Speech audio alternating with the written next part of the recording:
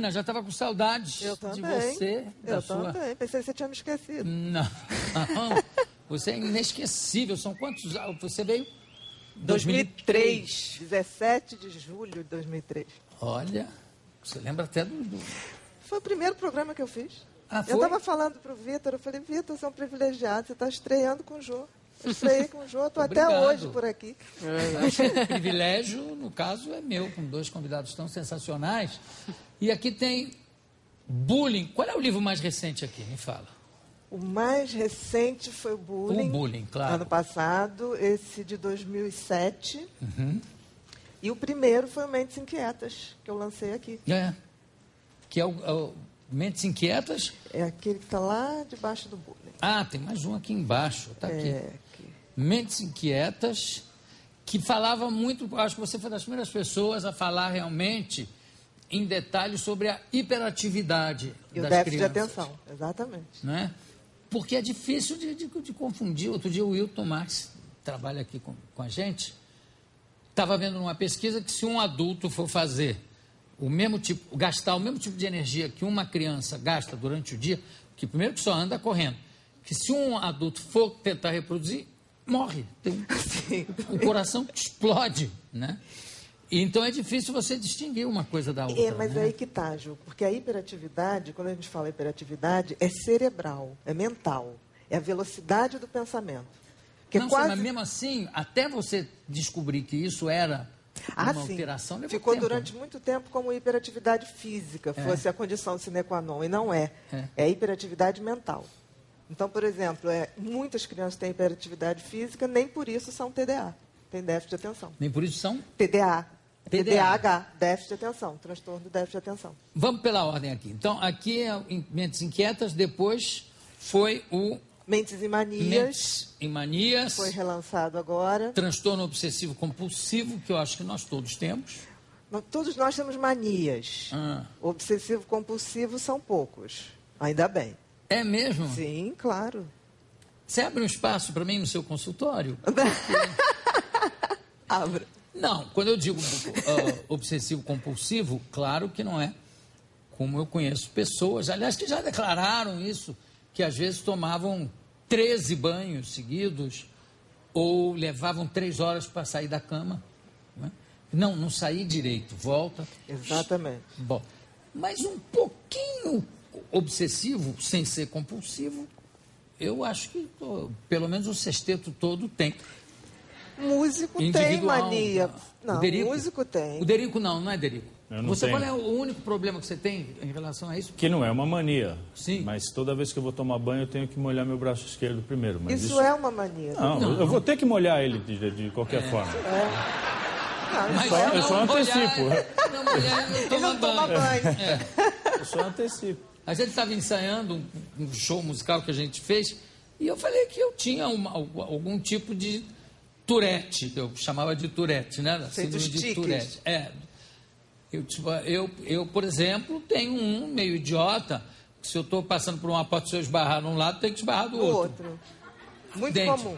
Aí alguém falou que tinha, o Tomate falou que não pisa em faixa, né, na rua, dividindo. Eu vou andando assim, tem aqueles quadrados, eu vou contando 2, 2, aí tem que compensar. O Chiquinho, que se por acaso estiver andando e bater 2 vezes com o calcanhar no chão, popoc, tem que fazer com o outro pé também. Senão não sei o que acontece. Hein? Dá tudo errado. Dá tudo errado. O Milton tinha uma coisa semelhante e o Bira dorme.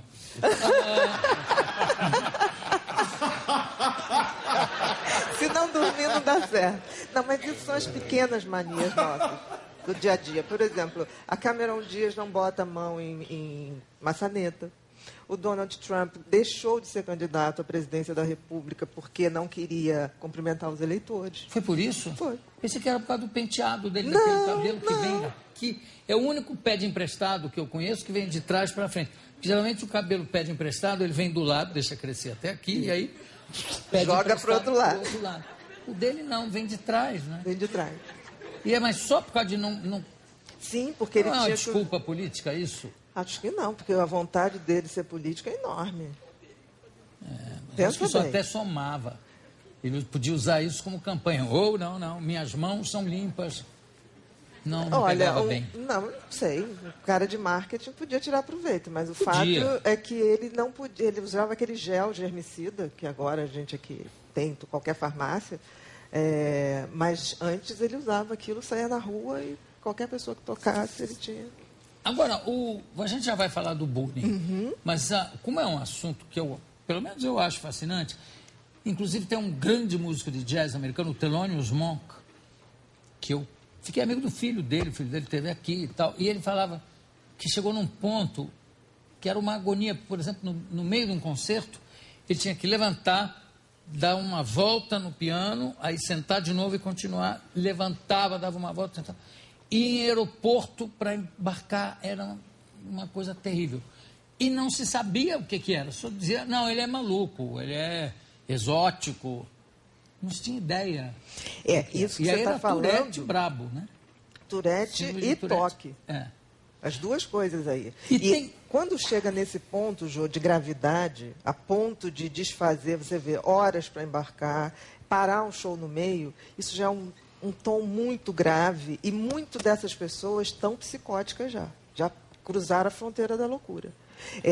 Uma cena que até hoje não me sai da cabeça foi o Michael Jackson, que era toque, né? Teve toda aquela coisa perfeccionista que para a gente foi maravilhoso, né? Pela produção perfeccionista dele, mas vocês se lembram aquela vez que ele foi para o tribunal, ele de pijama, totalmente aéreo, entrando no tribunal. Eu não sei como não teve um médico que se dignasse a dizer ele não tem condições de responder nada. Ele estava totalmente psicótico. Ele não conseguiu sair de casa, ele foi tirado de casa de pijama. Senão ele não chegaria e aí ele perderia a revelia. Ele sofreu uma grande injustiça porque para a pesquisa do meu livro eu estava lendo sobre autópsias e foi publicada a autópsia do Michael Jackson. E aí é o seguinte, ele sofria de vitiligo. Mesmo. Não é que ele passou um creme para ficar mais claro. Não, ele sofria.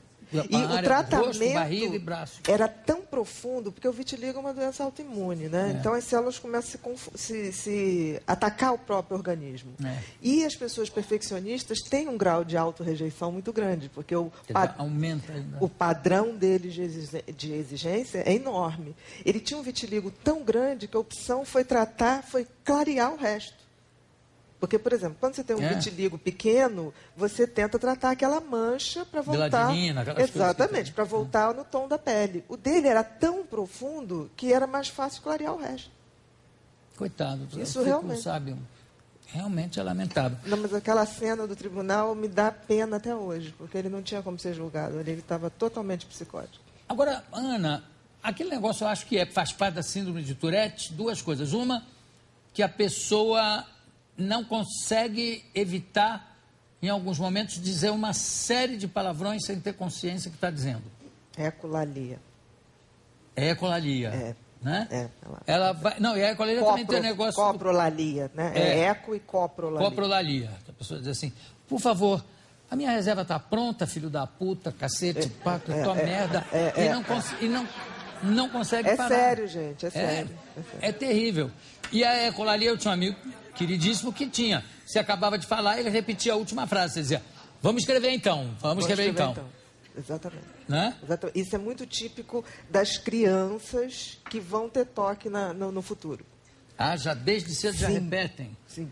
E a taquilalia, que é a pessoa que não consegue parar de falar. A taquilalia é mais característico do estado de euforia, do bipolar que entra na euforia. E dos apresentadores de televisão, às vezes, que não conseguem parar de falar. Mas deixa o convidado falar. Claro, tem uma troca. Então, quer dizer, tudo isso aí é parte da síndrome de Tourette. Sim, seria o espectro toque. O que é o espectro toque, Jô? Na realidade, o transtorno obsessivo compulsivo é um transtorno de ansiedade. É um nível muito alto de ansiedade. Então, dentro dessa variação, para você ter uma ideia, por exemplo, a síndrome de pânico é a maior ansiedade que uma pessoa pode sentir no menor espaço de tempo. Seria um gráfico onde você teria um pico. O toque é a maior ansiedade que uma pessoa pode sentir num platô, o tempo todo.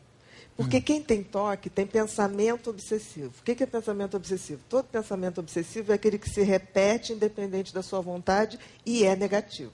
Agora, tanto, por exemplo, o pânico, eu sei que em psiquiatria o pânico é tratável com comprimidos, porque é um desequilíbrio químico do organismo, não é isso? Que é uma faceta da ansiedade. O toque também é uma faceta da ansiedade. Logo, não adianta tratar só fazendo uma psicanálise. A psicanálise não resolve. De jeito nenhum. Não é? O toque, principalmente, que o toque seria o transtorno da ansiedade mais grave que existe. Mas o pânico também, né? Porque você tem O pânico. pânico é na coisa aguda. Porque o pânico ele não fica ansioso o tempo todo. Mas Ele resolve com remédio. Então. resolve. O grau de sucesso do pânico é enorme. Vamos voltar um pouquinho para o bullying. Vamos lá. Por que, de repente, surge o nome bullying por uma coisa que acontece há anos, eu acho? É a influência do bullying do cinema americano, será? Não, Jô, eu acho o seguinte, as pessoas até falam que tinha que ter um nome, né, que traduzisse aqui no Brasil. É como traduzir rock and roll. Não dá para traduzir. Você fala assim, fulano tem um estilo rock and roll. Dá para dizer que tem uma outra coisa que não seja estilo rock and roll? Não, mas o que eu digo é o seguinte, a atividade bullying existia antes da nomenclatura. Sempre existiu, sempre E como é que chamava existirá. Não se chamava porque não tinha sido estudado. O que acontece é que na década de 80 começa a ser estudado um fenômeno de agressões entre jovens dentro da comunidade escolar.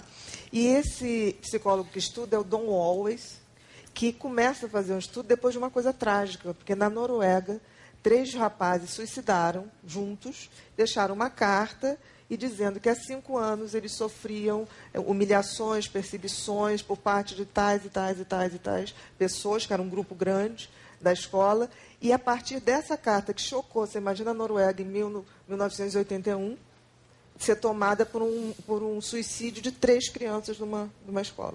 Então ele começou a fazer uma pesquisa profunda, e aí ele usou o termo bully, que é tirano, agressor, ditador, que vem do inglês.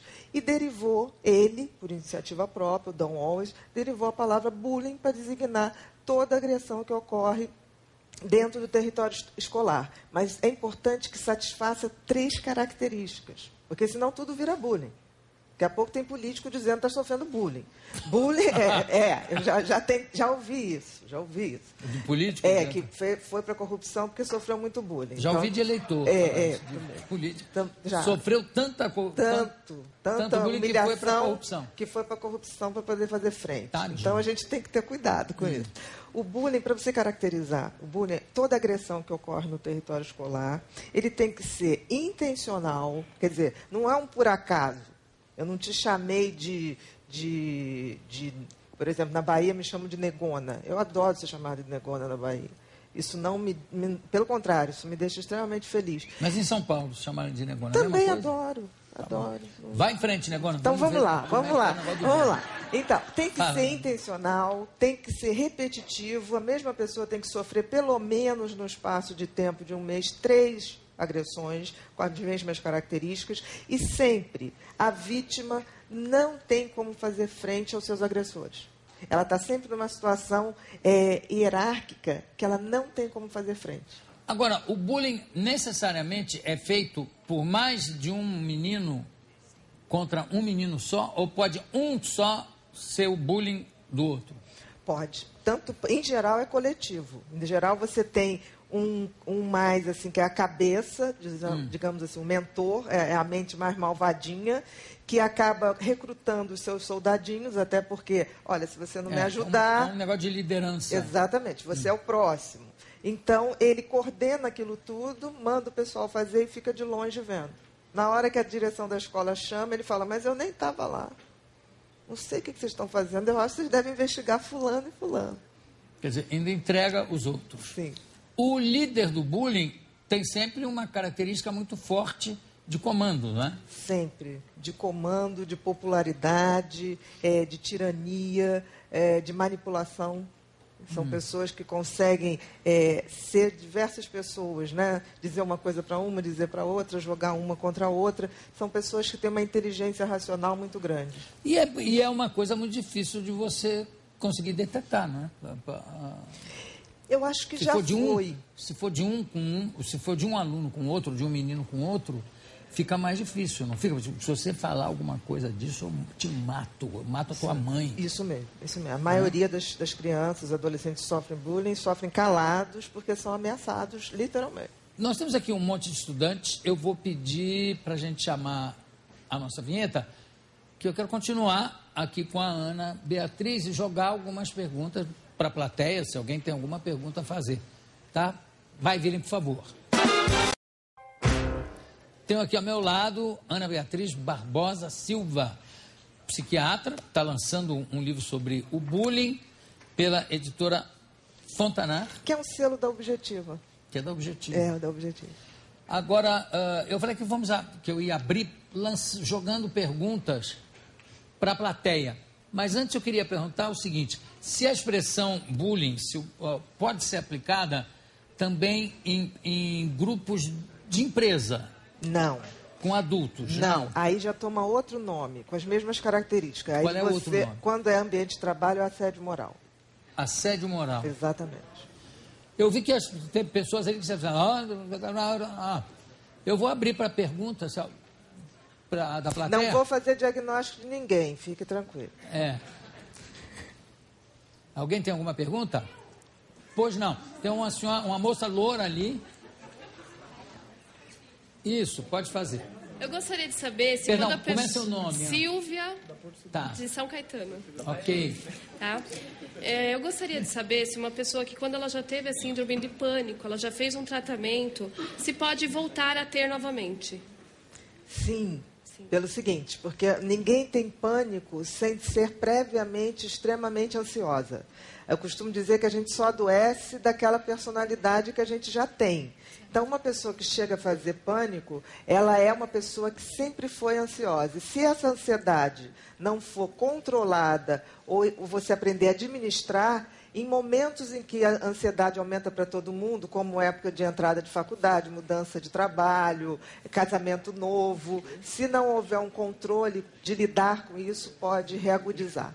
Mais alguém com alguma... Aqui na frente, espera chegar o microfone um instante. Pode fazer.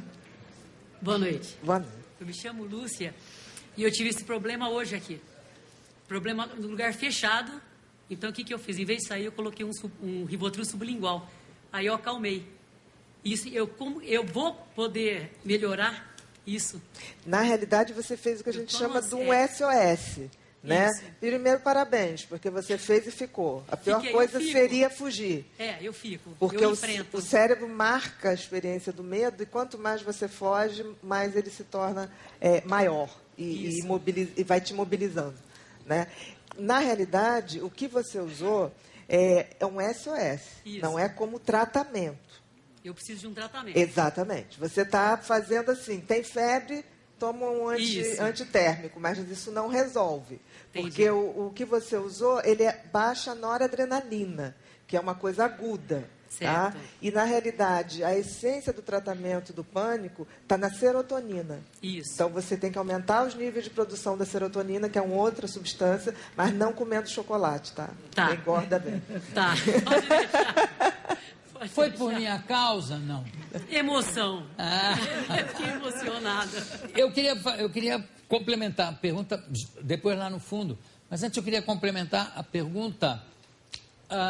desculpa, como é seu nome mesmo? Silvia. A Silvia. A pergunta da Silvia, que é o seguinte, se a pessoa volta a ter pânico. O pânico não é uma condição, pelo fato de ser um desequilíbrio químico do organismo, a pessoa não tem que continuar tomando o remédio sempre para fazer esse equilíbrio? Por exemplo. Depende do quê? Do pânico? Depende da pessoa. E depende do tempo.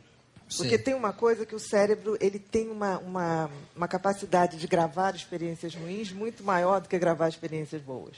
Certo. Então, você forma feito um calo. Se você pega uma pessoa com pânico, que ela tem um mês tendo crise de pânico, você trata, a probabilidade de em 2 anos, no máximo, você tirar toda a medicação e ela já está pronta para viver com outro treinamento, com uma ginástica cerebral que controla essa ansiedade é enorme. Mas, em geral, os pacientes chegam 10 anos depois.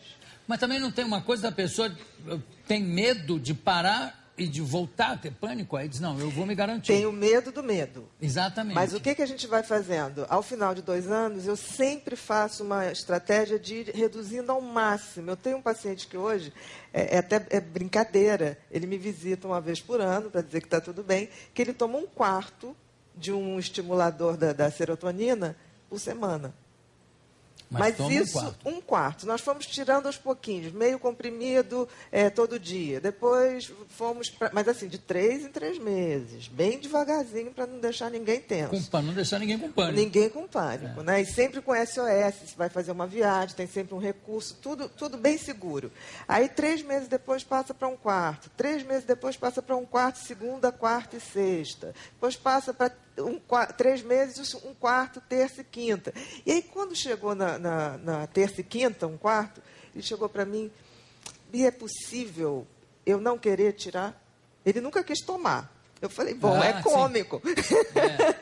Porque não queria tomar. Falei, mas tudo bem, olha só, a gente vai buscar a menor dose com eficácia. Vamos tentar tirar? Ele falou, não, esse 1/4 me dá uma segurança. É claro. E a vida dele absolutamente normal. Mudou a vida dele, para que ele vai querer arriscar de E uma vez por semana é menos do... É uma quantidade quântica, vamos dizer assim, né?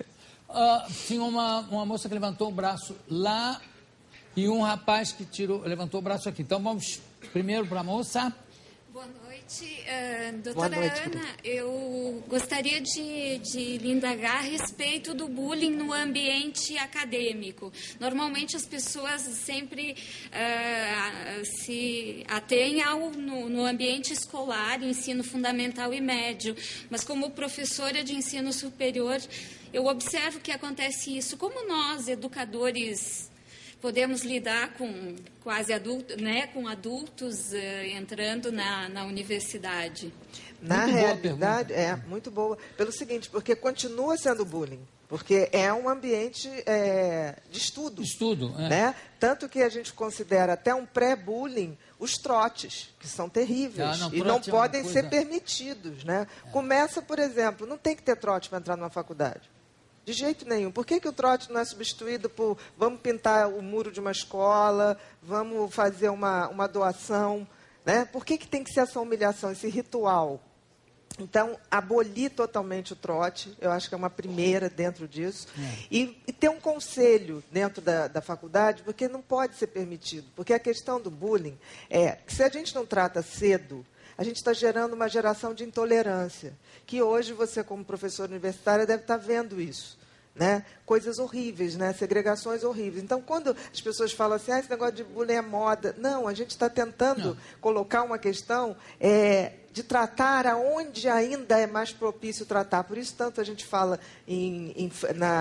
na idade escolar, infantil, na adolescência. Porque quando chega na faculdade fica muito mais difícil. Mas, mesmo assim, a gente não pode tolerar nenhum tipo de intolerância. Olha, essa é a mensagem. Né? Eu vou abrir para só mais uma pergunta, que eu tenho mais 2 assuntos para falar sobre psicopata, sociopata, esquizofrenia, enfim. Que é exatamente esse rapaz de gravata ali. Sim. Boa noite, meu nome é William. Minha pergunta é referente ao bullying também, né? Como trabalhar isso com a criança, no sentido de como saber se a criança está sofrendo bullying ou não, quando descoberto, que atitude os pais, os professores, os seus líderes têm que ser tomadas, e como encorajar a criança, até mesmo, eu não sei se meu filho passa ou não por essa situação. Como que eu consigo supervisionar, no sentido de o que fazer?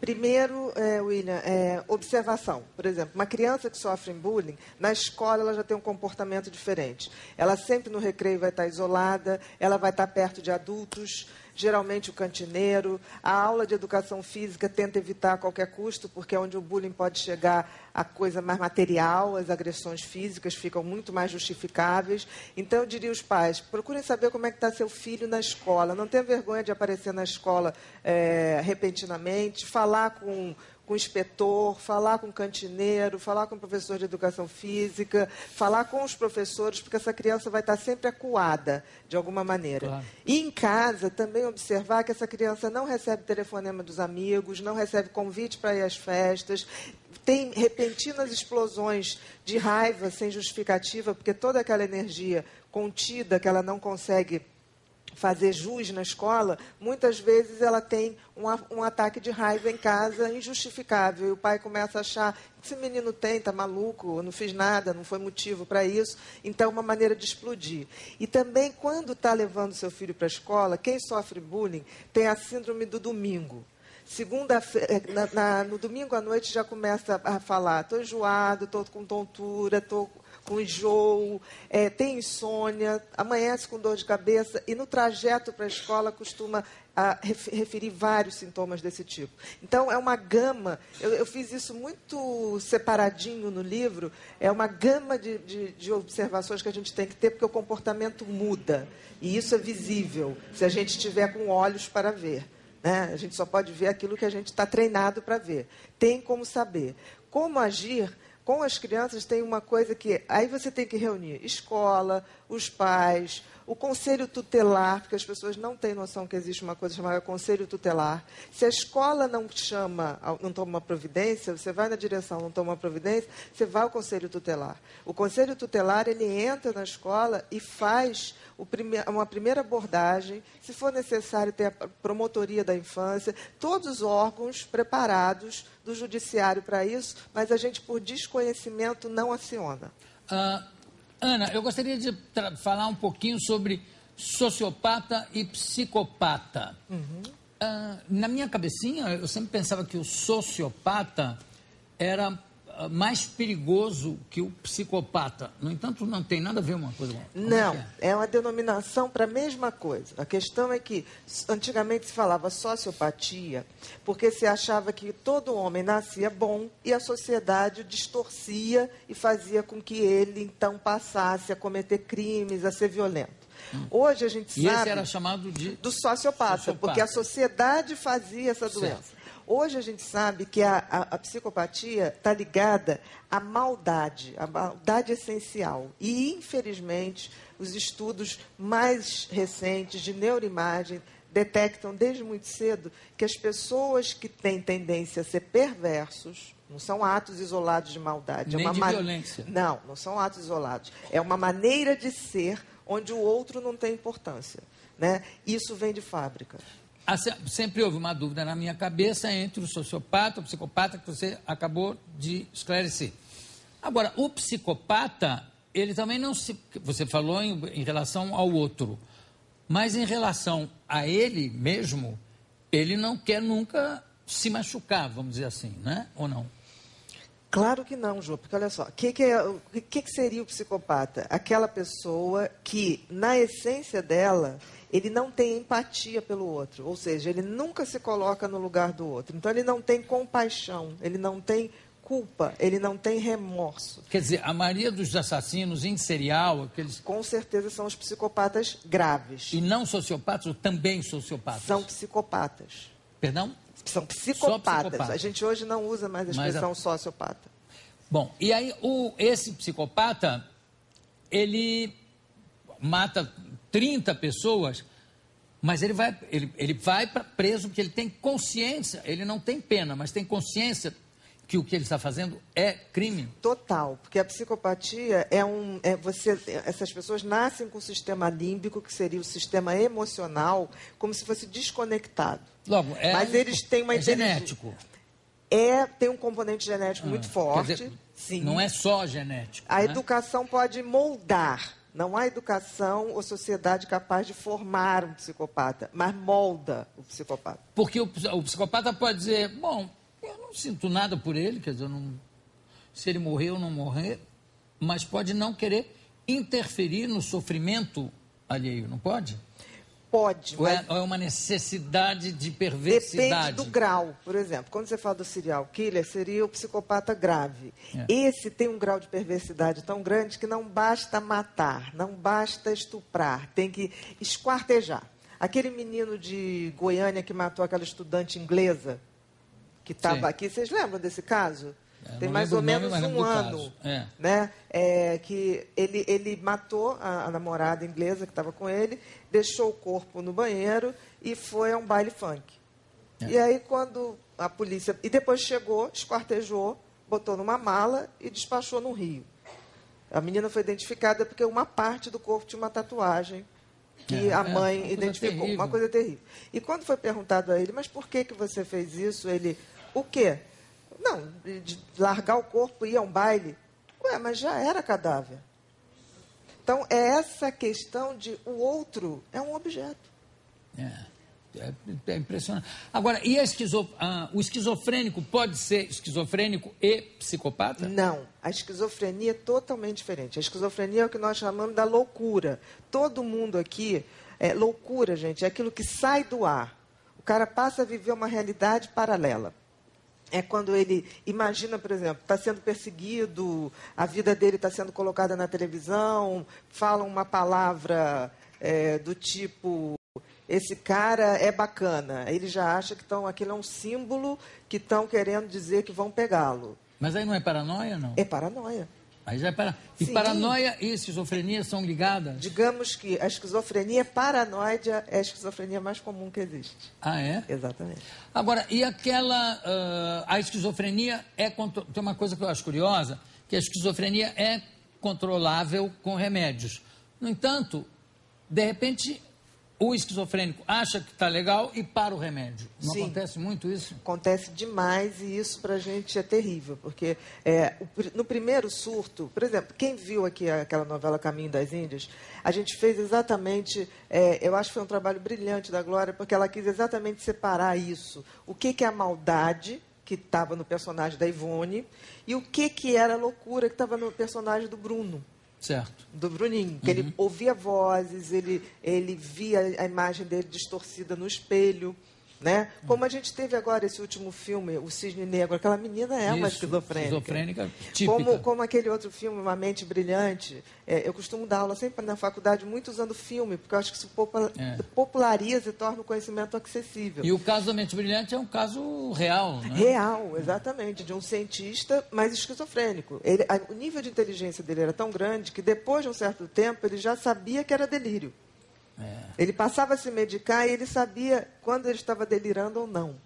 Isso requer um nível de inteligência muito grande. Agora, você acha que os esquizofrênicos param de tomar o remédio ou o bipolar para de tomar o remédio quando está em pleno período de euforia e o esquizofrênico também diz, não, eu estou bem, não preciso mais, porque esses remédios têm efeitos colaterais também complicados para eles? Olha, hoje as coisas evoluíram muito. A gente está com medicações muito mais tranquilas, com muito menos efeitos colaterais, em relação à esquizofrenia e à bipolaridade também. Por exemplo, antes a bipolaridade a gente só tinha o lítio, que geralmente desencadeava hipotiroidismo ou insuficiência renal, então era muito complicado. Hoje a gente já tem muitas outras opções. A questão Jô, você imagina uma pessoa eufórica. Na euforia, essa pessoa está hipersexualizada, ela tem uma sensação de poder absurdo, ela tem uma felicidade, ela não precisa dormir, né? Tanto que tem pessoas em euforia que você interna porque ela tem que dormir, senão ela vai morrer. Por colapso do organismo. Né? E você chega para ela e fala assim, olha, você não está bem. Ela está maravilhosa, quem não está bem é a gente. Ela está maravilhosa. Eu não estou bem, você. Eu costumo dizer que bipolaridade em mulher, a euforia é muito fácil de detectar. Todo mundo aqui já teve uma amiga que, normalzinha, tranquila, um belo dia você encontra essa amiga vestida de pombagira. É um vestido vermelho, cor de abóbora, um batom vermelho de beijar Lupicínio Rodrigues na madrugada, né? E ela fala em sexo o tempo todo, o tempo todo, o tempo todo. Está com a pombagira de frente. Exatamente. Os homens já são mais difíceis. Eles começam a comprar carros, vão muito a termas, mas assim, não as termas mais... Aquelas termas bem da Prado Júnior, né? Quem conhece o Rio de Janeiro. Sim. Eles vão lá e ficam a noite inteira conversando com todo mundo. E os gays? Também. Tem as duas coisas, comprar carro e ter vestido vermelho. Também. Eu conversei aqui com a minha queridíssima Ana Beatriz Barbosa Silva. Parabéns pelo seu trabalho, obrigada. parabéns pelos seus livros. Para quem não viu no início, tem Mentes Inquietas, que é sobre hiperatividade. Tem aqui Transtorno Obsessivo Compulsivo, Mentes e Manias. Tem Mentes Perigosas, o Psicopata Mora ao Lado. E tem Bullying, Ana, que é o mais recente, né? O mais recente. O próximo tratará de quê? Obesidade compulsiva? Não. O próximo tratará de uma personalidade que os homens vão precisar de muita ajuda, porque tratará daquelas mulheres que são chave de cadeia. Aquelas que fazem um barraco no trabalho, quebra o vidro do carro, esvazia os pneus, se rasga, se joga na frente. Tem homens que só são atraídos por esse tipo de mulher. Exatamente. Eu tenho Políticos gostam muito desse tipo de mulher, não sei porquê. Eu tenho um amigo que é um playboy, é um homem bonito, elegante e tal, mas ele diz, não, quando eu só namoro uma mulher, quando eu namoro eu quero a gaveta dela, os problemas que ela tem. Exatamente. Uma mulher sem gaveta não me interessa. Mas olha, dá um trabalho. Ana Beatriz, muito obrigado. Daqui a pouco a gente volta.